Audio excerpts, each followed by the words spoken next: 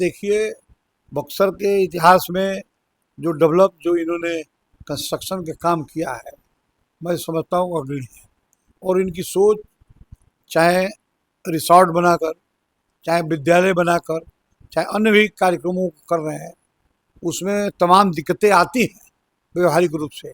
एक तो राजनीतिक होने के नाते दिक्कत आती है, और व्यवहारिक रूप से सामाजिक जीवन में भी व्यक्तिगत है, तो उसमें दिक्कतें आती है कि सारी दिक्कतों को यह भूल कर।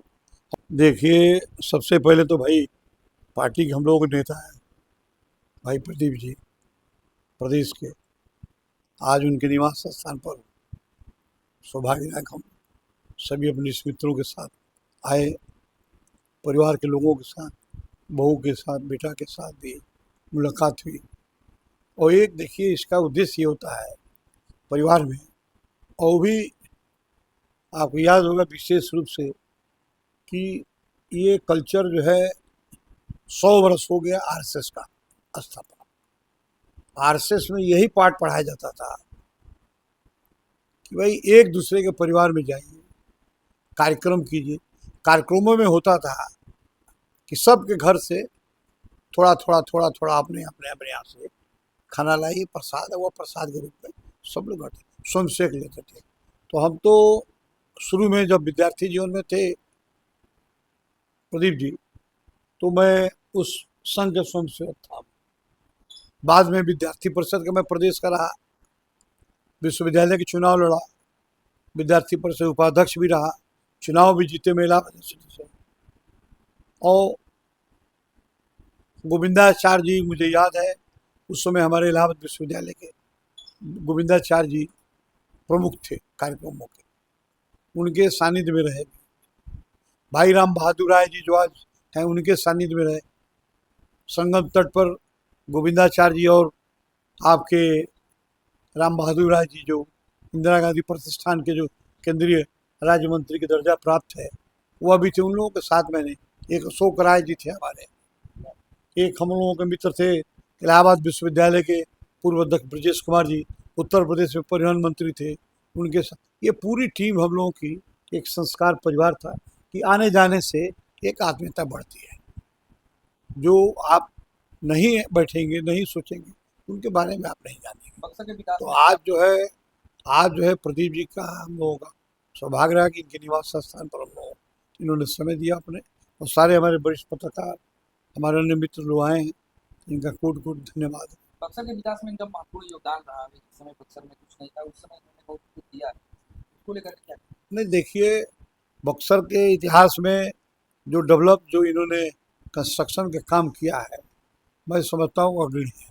और इनकी सोच, चाहे रिसॉर्ट बनाकर, चाहे विद्यालय बनाकर, चाहे अन्य भी कार्यक्रमों को कर रहे हैं, उसमें तमाम दिक्कतें आती हैं व्यवहारिक रूप से।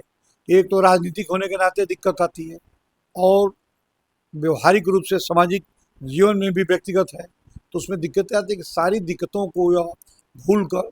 हमको याद है कि जो अभी घटना एक घटी थी, मैं उस समय नहीं था, ये जो डुमरांव के विधायक थे, पूर्व विधायक, जो इनके ऊपर कितना टीका टिप्पणी किए, लेकिन मैंने देखा इनका कभी बाइक पर कभी फेसबुक पर, इन्होंने नो कमेंट। ये बहुत अच्छी बात रहा, छोटे भाई की तरह है, इन्होंने उस पर कुछ बोला ही नहीं, और सब अपने आप धीरे धीरे धीरे जो लीगल प्रोसीजर में सब लोग देख लिए, जान गए, सब खत्म हो गया।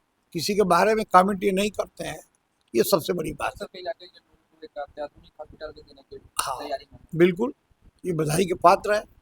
और ये हमारे शाहाबाद रेंज की सौभाग्य होगा कि इस तरह की संस्था जो खोलने जा रहे हैं, university, medical college, law, post graduation, MBA, आपका ये सब जो खुलेगा तो बिल्कुल एक अग्रणी होगी।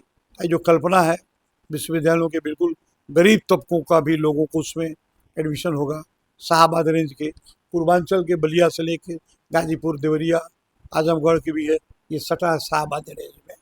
औरंगाबाद से लेकर, कैमूर से लेकर भोजपुर तक, आरा तक, ये लड़कों को विशेष रूप से पूर्वांचल जो बोला जाता है, जो एक बार कहा जाता है कि पूर्वांचल की स्थापना हो, तो उसमें ये पूरा शाहाबाद रेंज है, और पूरा इलाहाबाद से लेकर गोरखपुर तक है।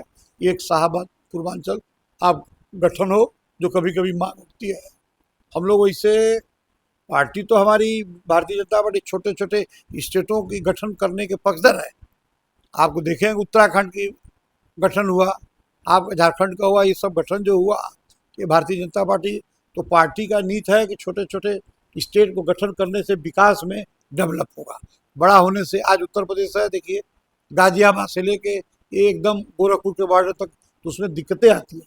कोर्ट का स्थापना, high court Allahabad high court, Lucknow high court, उसमें भी दिक्कतें आती होती है कि एक उधर पश्चिम में मेरठ में भी हो। तो ये एक विचार, तो उसी विचार में इन्होंने शाहाबाद रेंज को जोड़ा है, और जोड़ने से मैं समझता हूँ कि बहुत अच्छी बात है। पिछले 2 दशक से बिना किसी सपोर्ट के इन्होंने शिक्षा, स्वास्थ्य और तमाम क्षेत्रों में इन्होंने बेहतर कार्य किया है और अभी इन दिनों राजनीति में भी काफ़ी सक्रिय है। इसको लेकर के, इनके राजनीतिक भविष्य को लेकर के आप क्या मानते देखिए हैं? राजनीतिक भविष्य को लेकर इनका है कि ये पार्टी का काम है और संगठन का काम है, और भोजपुर शाहाबाद रेंज से पटना तक लोगों का दायित्व है कि इनके बारे में सोचने की। और मैं सोचता हूँ कि पार्टी, संगठन, प्रदेश के नेता, दिल्ली के नेता इनके बारे में सोच रहे, गंभीरता से कर रहे हैं। आने वाले भविष्य इनकी उज्जवल रहेगी। इस तरीके से बक्सर पर ये कहे जा रहा है कि बक्सर नेतृत्व विहीन हो चुका है, यहाँ पर नेता नहीं है, पार्टियों को नेता नहीं दिख नहीं रहा है, देखिए, पैराशूट से नेता उतारे जा रहे हैं। तो ऐसे में क्या लगता है कि नहीं बक्सर ऐसा हम नहीं कहेंगे कि है, जरूर ये बात जो आप कह रहे हैं पैराशूट का, ये बाहर से आने पर दिक्कतें हो रही हैं, लेकिन उस चीज़ों का गंभीरता से केंद्रीय हमारी नेतृत्व समझ रही है, प्रदीप राय और उसमें प्रदीप जी जरूर इसमें सम्मान पाएंगे, मैं समझता हूँ।